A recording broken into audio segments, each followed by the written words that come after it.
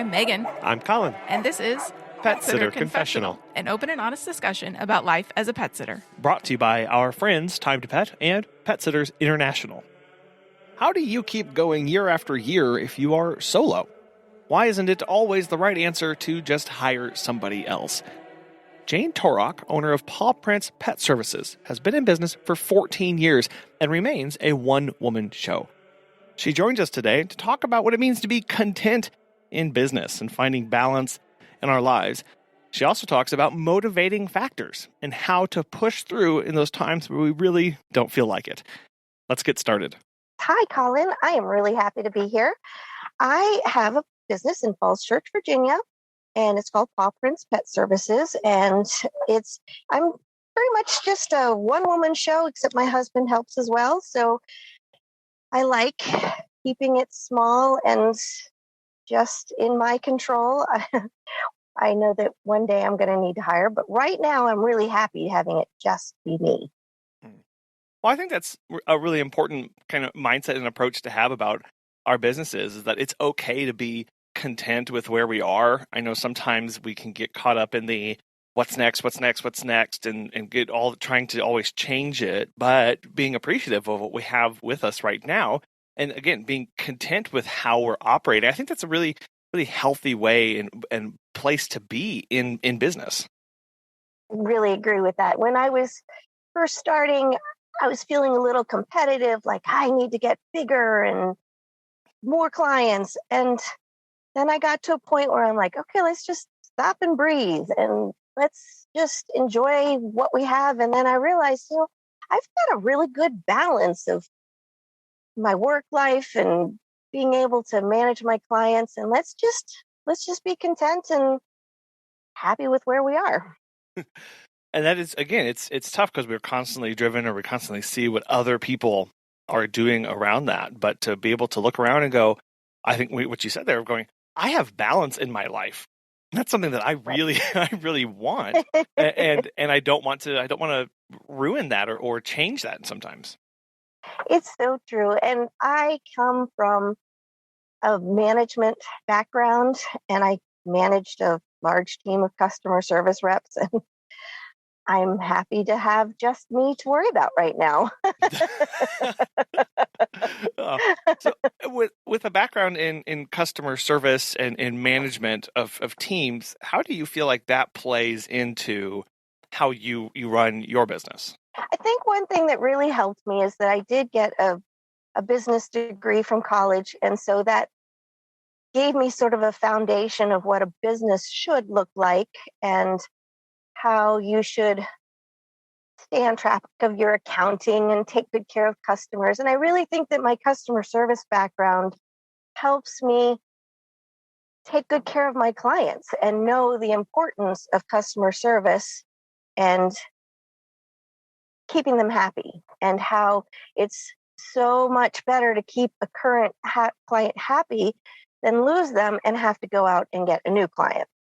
I think that's a really good point to bring up here about, we talk, your businesses talk about customer acquisition and how that's really, as you said, that's really expensive. I mean, that is, it's time intensive. It's also lost revenue because there are currently no bookings in that spot. And so for you, how do you balance that keeping a current client and they're happy versus, well, I guess I should ask, have you ever had to fire a client or get rid of a client? And how did you balance that desire to move away from a client because of something and know that there was going to be this acquisition cost that that would be coming up? Right.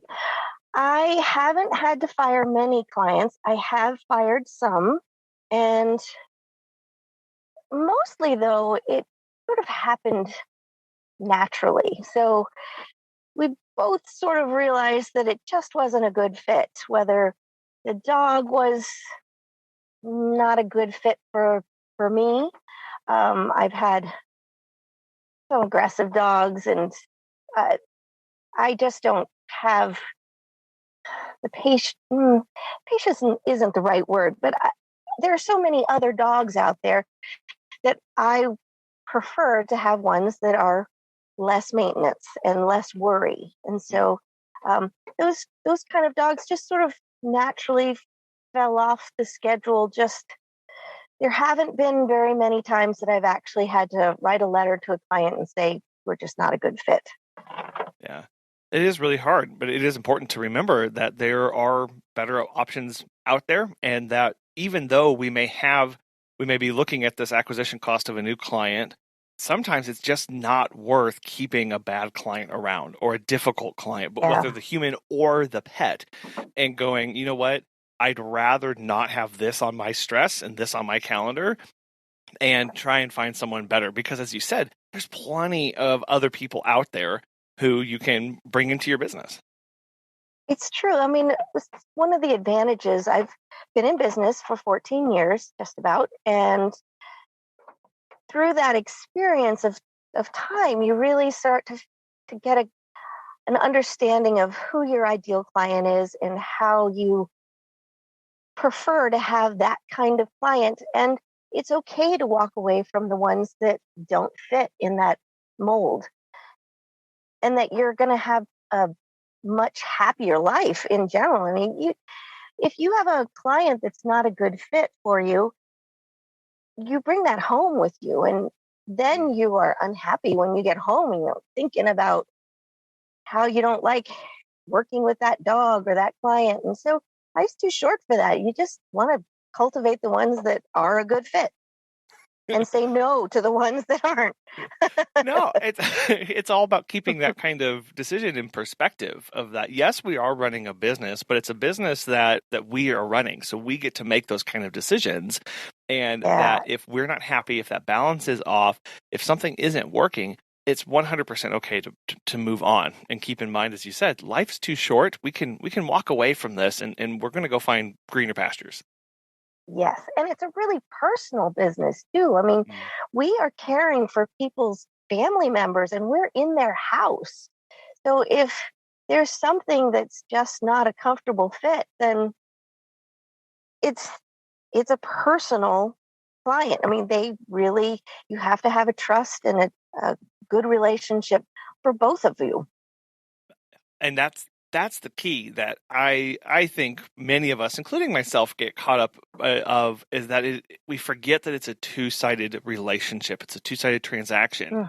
And that too often we put all of the power and all the decision-making in the client's hands and forget that we have agency over that same interaction. And so whenever we started to view meet and greets as also we're interviewing the client, and we're going through that process too of like, hey, this is for us to make sure that this is going to be a good fit, that we think, that we think you're going to follow our policies and that this isn't going to go somewhere south. Like all of a sudden it was like, yeah, you know what? That's one of the major reasons why we think the meet and greet is so important. It's so that we can determine if this is going to be a good fit, not if the client likes us or not if it's a little selfish. I absolutely agree. But it is important. It really is important. So you've been in business almost 14 years at this point. What moved you away from your business background and customer service into dog walking? Well, actually, it was done for me. My company did a restructuring and they laid off the customer service managers. But it turned out to be a really wonderful blessing. So it was scary at the time. I had a newborn baby. So that actually was a real benefit to me, that I was able to spend some time at home with my new baby and then figure out sort of what was next. And I wasn't sure what was next. And I started looking for a job and just nothing was feeling comfortable. And then I was looking for something part-time and I found an ad on Craigslist for dog walking. And I thought, oh, wow, that could be really perfect for me. I've always had animals. I grew up on a small farm and we had every animal under the sun. And so I am used to animal care and I've always had dogs and cats. And so I went on the interview and I really liked it and they offered me the job. And I said, I'm going to go interview someplace else just to, get a feel for this. That also was a good interview, and I liked it, and it sounded perfect. But then I thought, you know what? I went to business school. I can do this. This is not a hard business to start.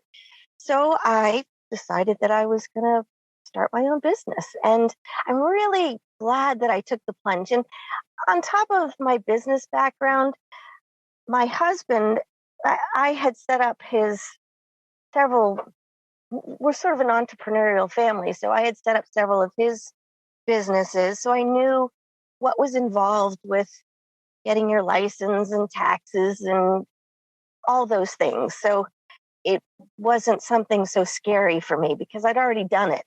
Well, I think those pieces are sometimes the absolute scariest stuff. We've got this passion and this desire to do something, like walk dogs and care for pets, but in the middle is all of this red tape and bureaucracy and forms, and we don't quite know sometimes how to navigate through that. So you having that experience of like, okay, I can overcome this, I can do this, I can definitely see how that was just okay, this is the path we're going and this is how we're going to move forward with this.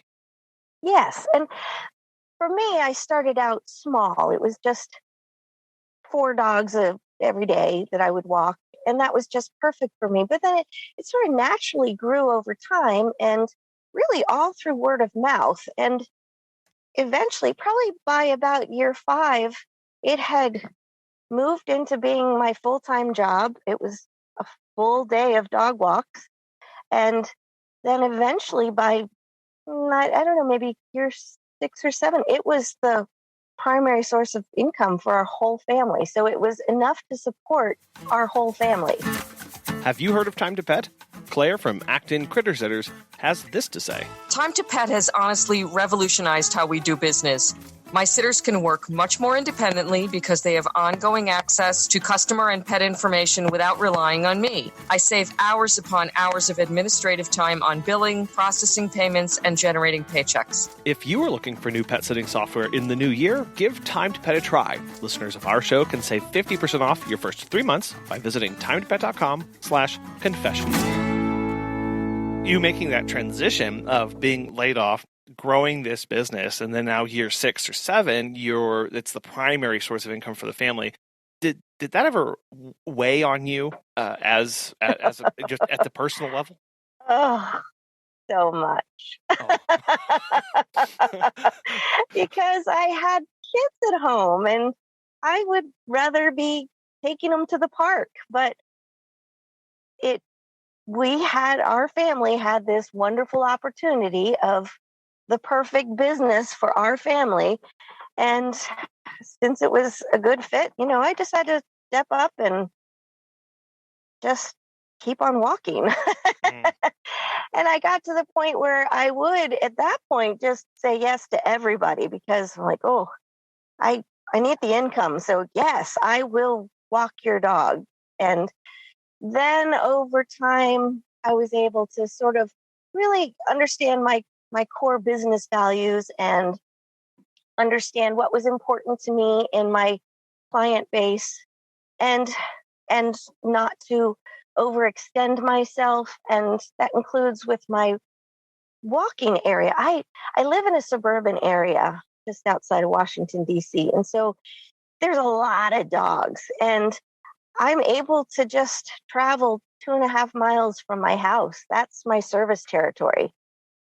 And if somebody calls 3 miles away, I tell them no at this point because I just don't have time in my schedule. And I think that over time, it's really helped me to figure out what's important to have a strong business and my joy in the business. Too often we forget that this is a joy. This is something we get to do on a daily basis. I know there are tough days and there's stress and strain and worry, but it is something that we get to do. We can approach it with that joy. Sometimes that gets overshadowed with that stress and that worry, and a lot of times with stuff that we do to ourselves by, like you said, by taking that someone who is 3 miles away when you drew the line at 2.5. So for you, how do you make that balance? How do you make sure that you stick to that mission and those values that you have? Well, it's really hard in the beginning, especially because like most of the people in the industry, I'm a really kind-hearted, soft person. And so I want to help everybody. I want to say yes to everybody, and no is so hard. Yeah. And really, it has just been a lesson that I've had to teach myself over the years. And you know, we have our self-talk. And so you take that client that's a little too far away, and then you think, that really wasn't a good decision. So then, I mean, I have been fortunate in that when somebody has not been a good fit, for the most part, as I mentioned before, they just sort of matriculated off on their own. So I haven't had to say to a client, oh, I'm sorry, I've changed my service region. You're too far away now. I haven't had to make a lot of those hard conversations with clients, but as I said, over the experience of time has allowed me to be more firm with what's important. Yeah, I do think it takes time and it takes experience, because you're right. Most of us are in this business because we have this passion, because we believe that this is something that we get to do, that there's this, that we sometimes we feel like, oh, I feel guilty charging for this. Why aren't they paying me to come walk their dog? Like, this is weird. I know. And so to even have any boundaries can sometimes feel antithetical to reasons why we're in this. But I think, as you said, remembering that there are these balances, these other things that you want out of life, and those also need to help direct and guide some of these decisions, so that you don't end up in a place where you're not able to have that balance, you're not able to spend time with your kids, or you're not able to travel, or these things that you may want to do. It's very easy to overload our plates. It is. And just sort of the nature of the business, we do miss on some personal things. Like, my sister came to town this week and I couldn't go out to dinner with her because I had pet visits that I had to do. It's also, this is what feeds my family, so I have to keep that in balance. And I called her on the phone instead, so it was fine.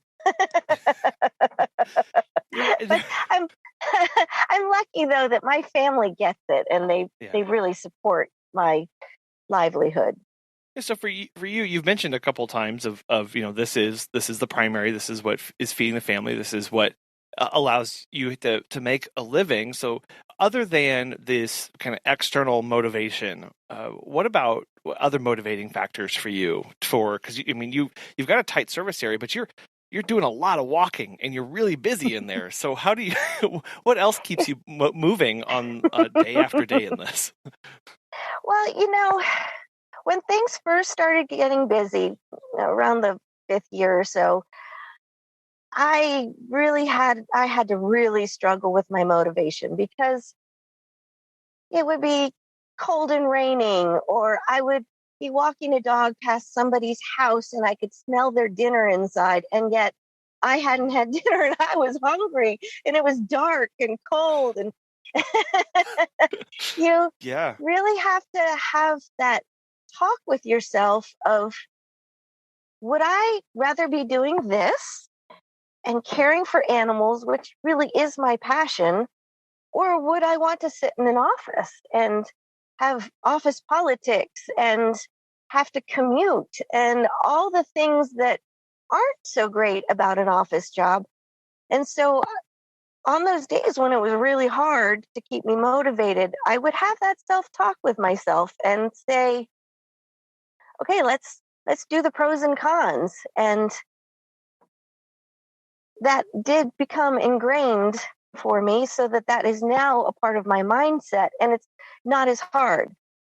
Even though I walk about 12 miles a day. It's a full-time job. I work pretty much 8 to 10 hours every day without a break. And that's hard, especially right now. It's cold and rainy, but I've got a trunk full of gear. And so I'm ready for the day. I've got everything I'm going to need, whether it's my rain pants and boots. You just, you have to talk to yourself and have that hard conversation with yourself on why you are doing this. Why is this what you want to do with your life? And I got to the point where I came to terms with that. And you're going to have hard things in any job. And so you just sort of have to realize that the cold and rainy days aren't so much fun. But I also get the beautiful blue sky days when somebody else is in an office. So it balances out. And as long as you can motivate yourself to get through those hard days, like the days when you walk in and you immediately are hit with the smell of dog diarrhea and you're like, oh boy, I got some cleaning to do. It really is. I was struck with a very similar thought pretty recently as we were moving in to winter, and I was standing in a backyard. The porch light was completely broken. It was very cold, and I'm standing there in the dark at 6-7 o'clock at night waiting for a dog to pee. And I was like, man, this isn't a whole lot of fun. Right. And and this is part of the job that clients have no idea that we do, because I only post nice, bright, sunshiny photos right. to Instagram, and I only share those. I can't share a pitch black photo; it's not very fun. But as you said, this self-talk kicked in of like, okay, yeah, but right now, okay, it's not the most fun, but I'll be back here tomorrow, and it will be beautiful weather, and then That's right. we'll go on these walks, and I get to be outside, and I don't, and sometimes I know people may hear that and go, well, you're just, you're denying reality or whatever. But what you're actually doing is you're putting everything into context of the broader scheme of this and refocusing again on making those pro-con lists. I think that's huge to be able to do in certain situations to help move you through them. And it helps to shape a more positive mindset, which is just going to make your day easier if you can focus on the good things. And even if you have the bad things happening right then, remember the good things. And I think that's what helps me get through when I'm tired and I still have 2 more walks to go. So everybody else is home eating dinner, but I'm still walking. Uh-huh. But I also, it may sound crass, but I will remind myself that this is what pays the mortgage and keeps the lights on and feeds my family. And that is, so yes, I love taking care of people's pets. And you're right, there are times when I'm like, gosh, I get paid for this. How awesome. But yeah. But you also have the days when I say that the really bad days are the days I earn my keep. And so if I can keep that as a reason when it's snowing outside, that's the reason that I am walking their dogs so that they don't have to. And I'm grateful that they're paying me for it because I can now pay my mortgage bill. Yeah, it is this weird balance of what we do has such a levity to it. It is such a joyful thing at times when there's not diarrhea everywhere. But at the same time, it's deathly serious. What we do impacts not just the people and their pets, but also impacts us and our families and our ability to earn a living. So it is this very odd of the tasks, the service themselves are very, they're supposed to be joy filled, and they are, like I said, there's the levity to them because of the joy that we bring to them. But then we have to remind ourselves this is a business, right? There is a money exchange here. There is expectations here, and my ability to pay for things is dependent on me doing and executing this well. Yes. Right. You mentioned earlier that your husband helps out in the business some, and I was curious what that relationship is like of working together on the business, but also being a husband and wife. Yeah, we actually make a really good team. So I'm primarily the dog walking person, so he does do some, he's my backup, which is wonderful. So one of the great things that he does for me, the gift he gives for me, is that I go to the beach every summer with my whole family, and he stays home and walks all my dogs for me. And so he's a fantastic backup for me. If I need to go to the doctors or something, he can cover a walk for me. But the other part of what he does is, so my business model is sort of, at this point, it's 50-50 with dog walks. I don't do very much pet sitting because my dog walking day is so long that adding in early morning or evening visits for pet sitting where somebody's out of town, that's just makes my day too long. Yeah. And so then the other part of our business is in our home dog boarding. And so Tom is the one that's at home during the day. And so he manages the dogs in the house. And our boarding has really been very successful. I love being able to just have such a happy environment for dogs. It gives me so much satisfaction. Now, the dogs that you are boarding, are they existing walk clients, or do you accept clients that aren't repeat clients? That's how it started out. It started out with just my dog walking clients were, they needed to travel, and they said, "Hey, do you think you could keep my dog at your house?" And so that's how it started.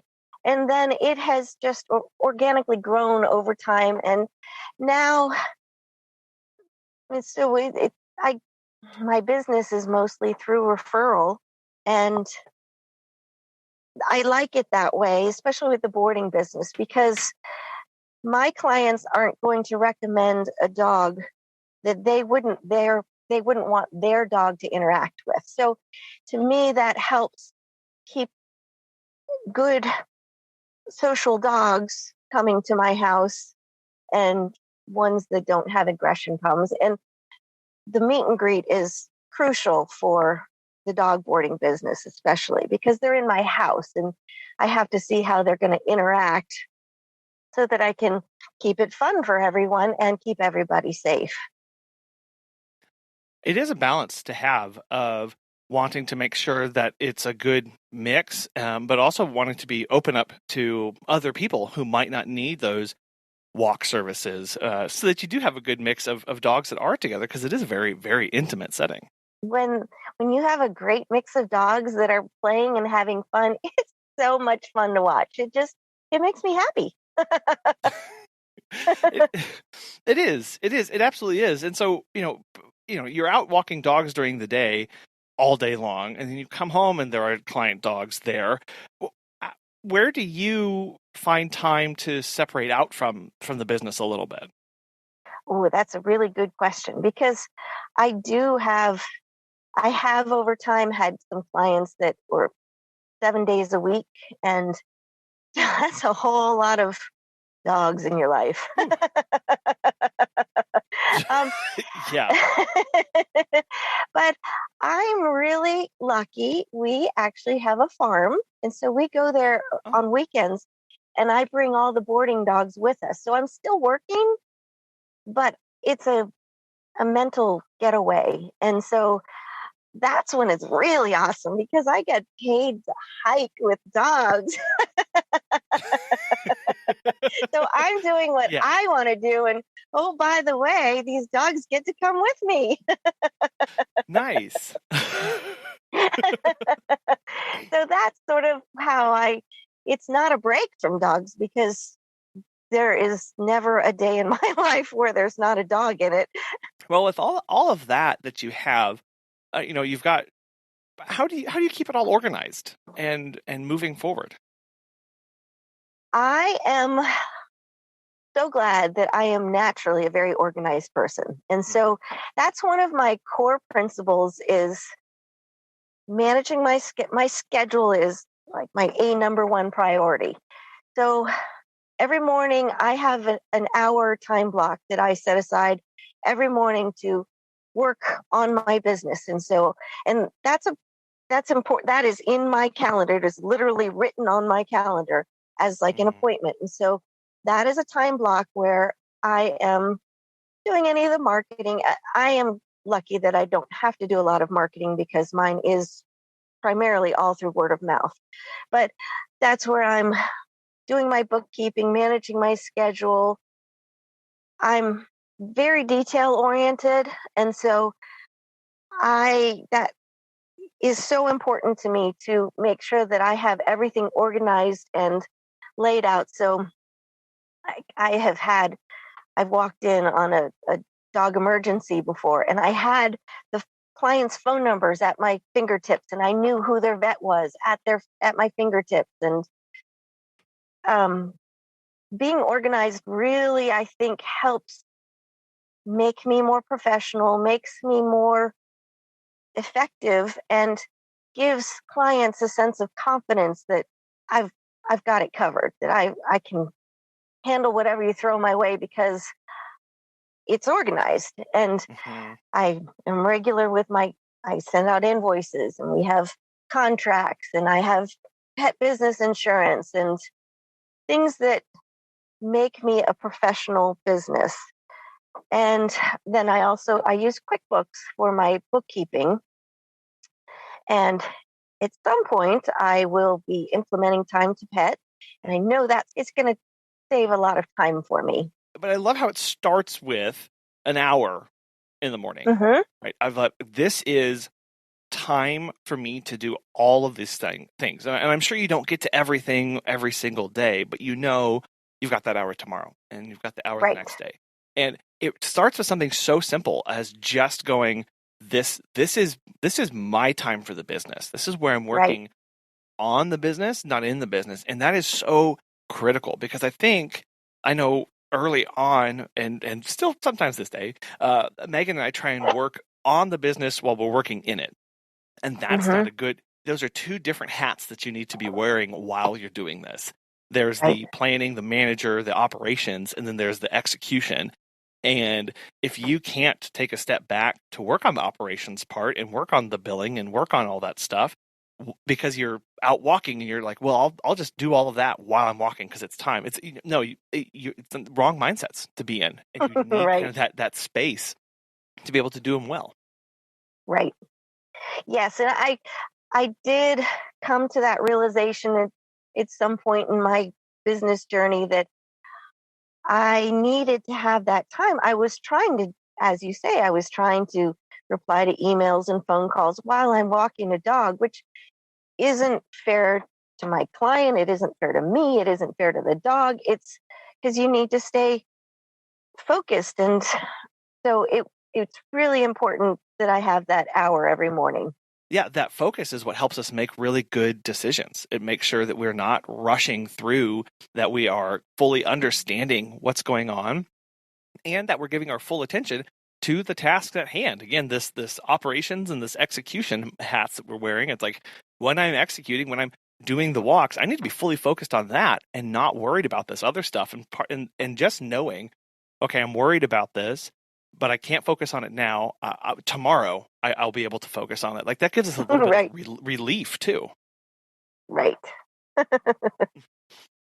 Now, I know also in your business, you don't charge extra for additional pets if they're at somebody's house. How did that decision come about? Well, so to be clear, that if it's a dog walking or a pet sitting client, I charge by my time. And I think it's important for my business model to keep it simple. I really appreciate that in my pricing structure. For instance, last night I went to walk a dog, and one of the dogs, it's a 2-dog household, and one of the dogs is sick. So I only walked one dog. Does that mean that I would have to remember to not charge the extra dog fee for that day? I prefer just to keep a simple pricing structure that clients can understand and that is easy for me, especially because I wear all the hats. So I need it to be something easy for me at billing time. I was there for 30 minutes. So I also like the client. I like to encourage people to have extra dogs to me.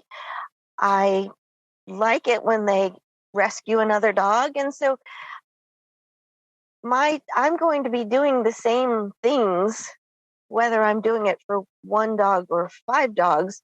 It's the amount of time that I budget for that client that dictates what I charge them. The other part of that is that if I do have 2 dogs coming for boarding, if I have 2 dogs coming from the same household, they do get paid. They get charged per dog.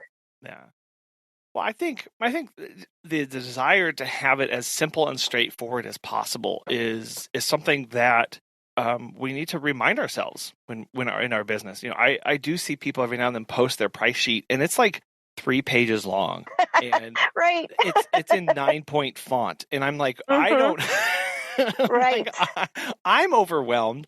I can't imagine a stressed out or nervous client trying to parse through all of that and try and understand it and have them make good decisions. I went through an exercise of a pricing comparison, and I actually took 20 different dog businesses that are in my area, and I did a whole spreadsheet of what they charge. And there were some that, like, wow, this is like reading a menu. No, it is, and I think that that's a natural way to do this at times. Of well, I'll just add all of these things under the sun, and at some point, it's like, well, it doesn't cost me anything to put on my website that I offer these 6 different varieties. But I think from a customer experience aspect and mindset, it does impact their ability to make a good decision and understand exactly what they're getting. Yes, and I also think it's important for having clients all pay the same price. And so I appreciate my pricing structure in that if somebody calls me and says, so I need a 30-minute dog walk, how much does it cost? I can just answer that. I don't have to say, oh, well, let me give you an estimate. Mm-hmm. Everybody's got the same price, and that to me is fair. And if somebody calls up and said, oh, well, could I have a discount because you're going to do 2 walks a day? I don't think that's fair to my other clients that are paying my normal price. So everybody's the same price for me, just to keep it fair and consistent. Right. Yeah, and easy for you. I think that's so too. important. I mean, even after we do a price increase or a price change, it's like I've got to have my sheet in front of me. I can't imagine having to do that if I had 30 different things on there. Right. But you're right. It makes it so simple. We had that same experience where somebody said, hey, what's the cost of one service? And I told them, and then they were like, okay, what if I wanted 3 a day? It was easy. I just multiplied it by 3. There you go. Right. And, we get, I think that language of, can you get me an estimate? And it's like, I don't estimate. I know exactly what this is going to be. Yes. Mm-hmm.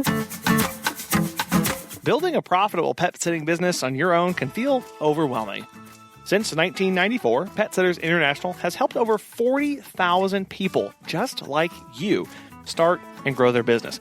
From access to group rate pet sitter insurance and discounts on background checks to free client handouts and a monthly member toolkit, PSI provides you with the credentials, continuing education, and community you need to grow your pet sitting business. You'll also be invited to join a private online network of other pet sitting business owners from around the world. Save $15 off your first-year membership by using promo code PSC15 at checkout. Visit petsit.com/PSC to learn more.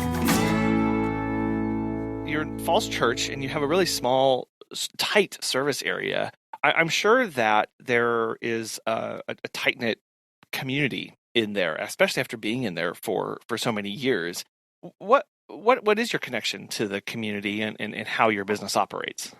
Oh, I love networking. I love my other dog people, well, pet care people. Yeah. In fact, that's on my to-do list right now. Is I am planning a networking lunch or event, coffee, whatever. And so I have a list of all of the dog, I keep saying dog, but the pet care people in my area that I'd like to invite. So I have some trainers on the list, and I have a doggy daycare, because I want us all to be able to get together and know each other. Especially because I am a solo business, I rely on my other professional friends to cover me if I go on vacation or something.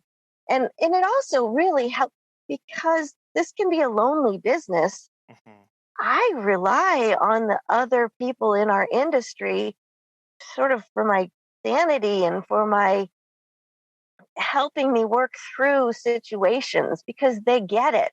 Mhm. So to me, having a positive network of other professionals in the same industry is really important. And it makes it a lot more fun too, to know that somebody out there is doing the same thing you're doing, and they can help you with advice, or they can help you with backup. And I really think a network is very important. Now, I totally agree that your network there's so many benefits to it, not just I can refer out if it's not a good fit or they're outside my service area, but this immense like mental and emotional support when you need it, that are especially local, who are experiencing a lot of the same stresses and strains and frustrations at times too. Do you ever worry, when you send out those invites, do you ever worry of somebody rejecting you, or thinking or being worried about competition during those interactions? So when I first started, there is a woman in my neighborhood who is a professional dog walker, and she was sort of the fixture in the neighborhood. And when I first started, I actually went and talked to her and said, "Look, I'm starting a dog walking business, and I want us to do this together and not as a competition." And we work in great harmony. And Hmm. I, so when you say that I'm worried about somebody rejecting sort of an olive branch of networking, well, those aren't my people anyway, so I don't want to work with them.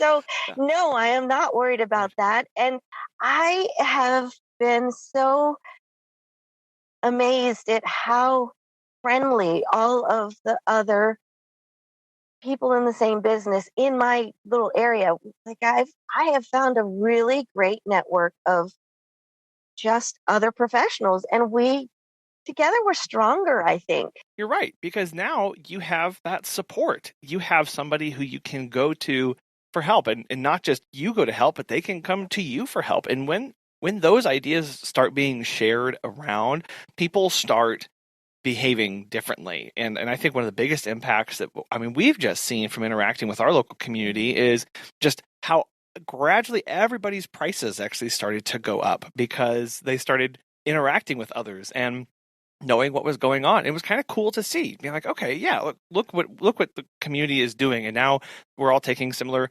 trainings or going to different classes, or having that support of like, hey, this event is happening locally. How do you think it's going to impact the Right. pet care that people need? Like, that is invaluable to you as a I, business owner. it is. It really is. And it expands your resources also, so that you have other people to rely on and pick their brains and get help and just talk to. Yeah. Now, in addition to your local community, you also run and manage the largest Facebook group for dog walkers out there, as if you didn't have enough on your plate. So, where did that come from, and why is that important to you to maintain and to have there? So several years ago, Cindy Potter created the Facebook group called Dog Walker to Dog Walker. And it is a great group. And I learned so much from everybody in there. It is a great resource to I just learn from other people. So Cindy created this group, and Cindy, Walt, and I all actually know each other from a rescue group. So we Oh, are all active with Lab Rescue.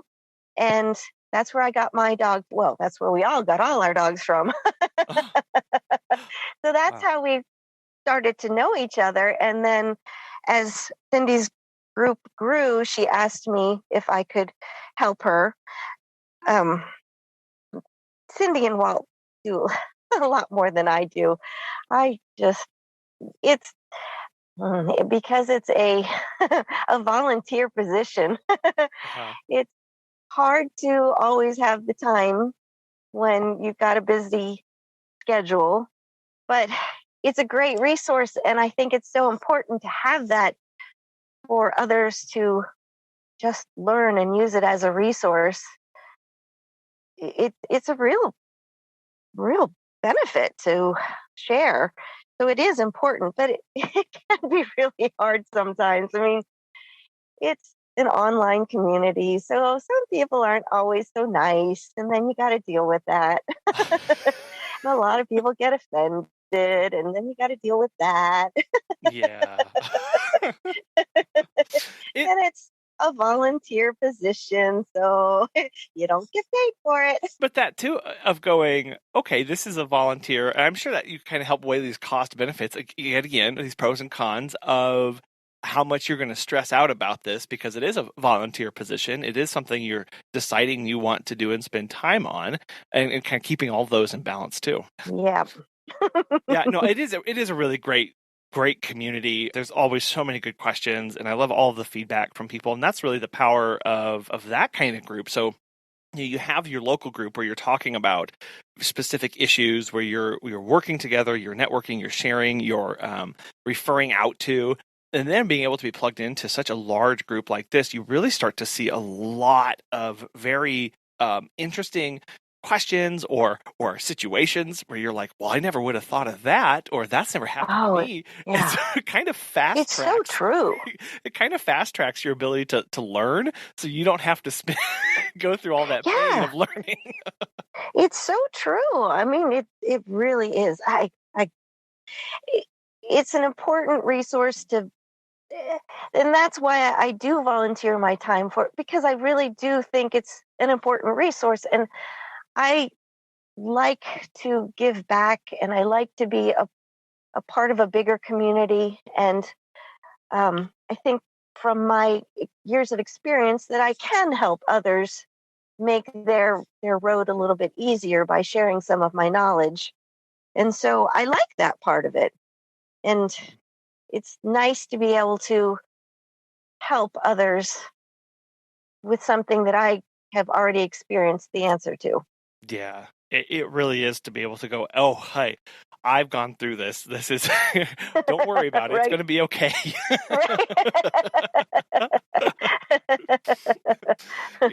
Yeah, and being plugged into that group and kind of seeing everything that goes on, I did want to know, Jane, how, thinking about the industry and maybe where it's headed, what are some challenges that you see us needing to either overcome, or just that you think more people need to be paying attention to?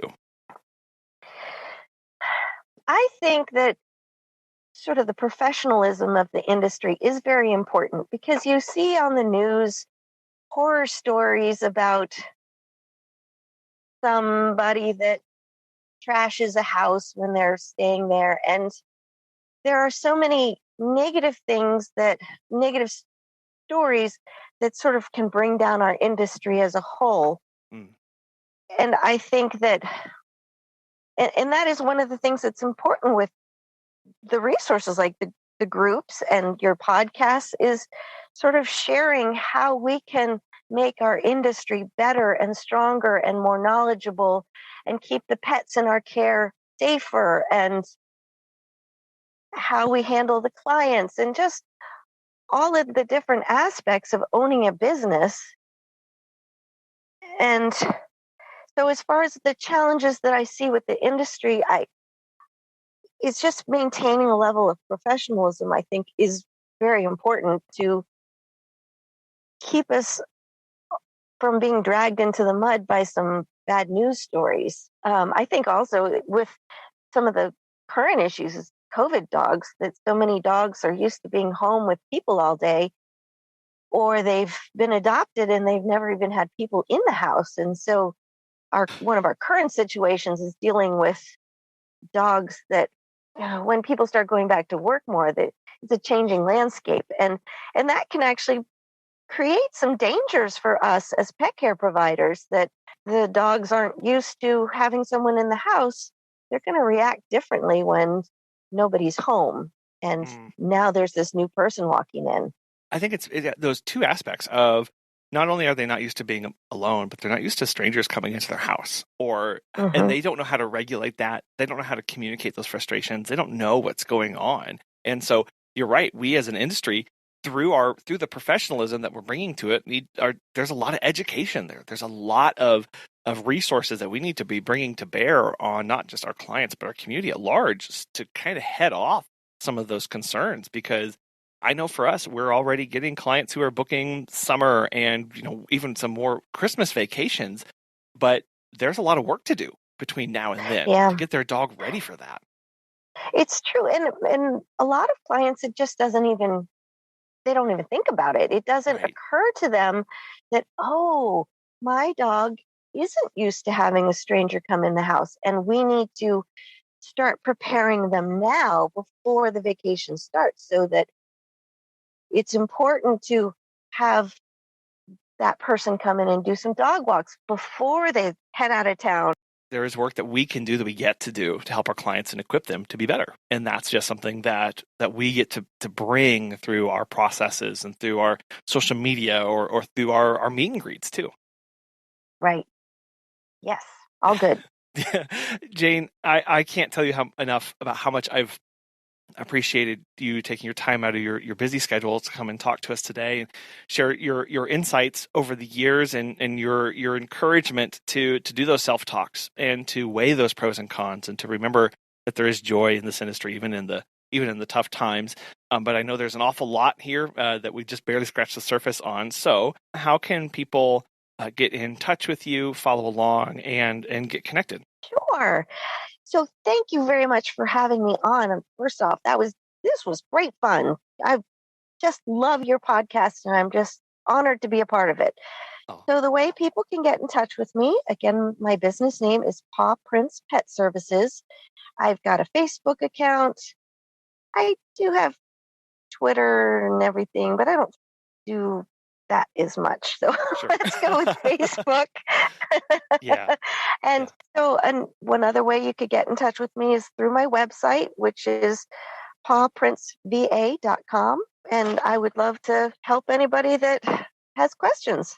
Perfect. And I will have all those in the show notes for people to click right to, and to the Dog Walker to Dog Walker Facebook page too. If they're not a member of that too, they need to join and hopefully start learning and picking your brain. I am on another group as well, which is the Homestyle Dog Boarding Business Owners. So that's another good one to join too. Added to the list. Perfect. That'll be in there as well, Jane. Okay. Thank you so very much. How do you motivate yourself? What does it take to keep you moving forward? The great thing about that question is it's all up to you. There's no right or wrong answer. We will find both intrinsic and extrinsic motivating factors in our lives and for our business. It could be that this is your sole income, so needing money is a primary motivating factor for you. It could be that you just can't bear the thought of a pet going without the best possible care for them, and so you continue to show up every single day. Whatever that is, I encourage you to start listing out both intrinsic and extrinsic motivating factors in your life, and know that they will change over time, and that's perfectly fine. We are in different life stages as we get older, as our business grows, as our clientele change. So add this to your quarterly or annual review process. What is motivating me today? How has it changed since I last looked at this? And what does that mean for the decisions that I will make in my business moving forward? We want to thank our friends at Time to Pet and Pet Sitters International for making today's show possible. And we really want to thank you so much for listening today. We hope you have a wonderful rest of your week, and we'll be back again soon.